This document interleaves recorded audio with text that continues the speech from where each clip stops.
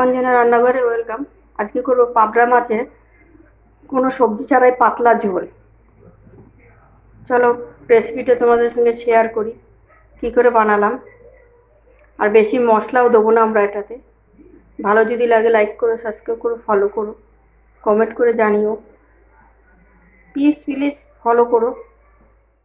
পাবদা মাছের ঝাল করবো জিরে বাটা আদা বাটা দিয়ে। মাছগুলো হলুদ দিয়ে মেখে নিয়েছি। কাটাটা আপনাদের দেখালাম না।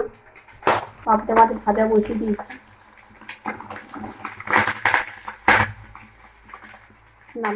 মাছগুলো আমি ভেজে নিয়েছি। মাছগুলো আমি দেখাতে পারলাম না, মাছগুলো এত পরিমাণ ফাটছিল তেল। ছাকা তেলে ভেজে নিয়েছি। ওই তেলের মধ্যে দিয়ে দেবো সাদা জিরা অল্প একটু,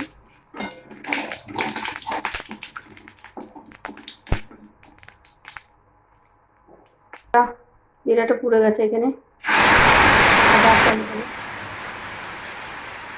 দিয়ে দিলাম,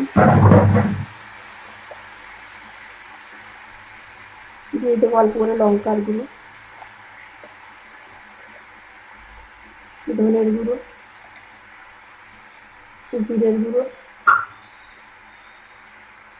হলুদ, দিয়ে দেবো স্বাদ অনুসারে লবণ।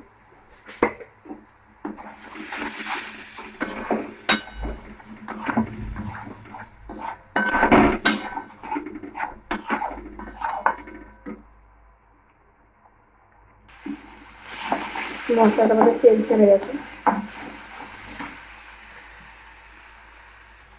দিয়ে দেবো জল।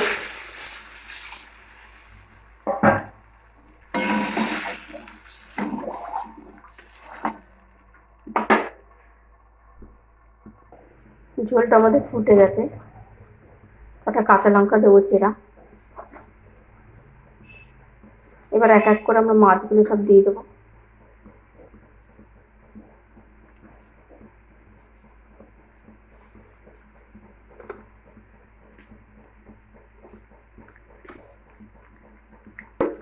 উপর থেকে দিয়ে দেবো ধনে পাতা কুচি।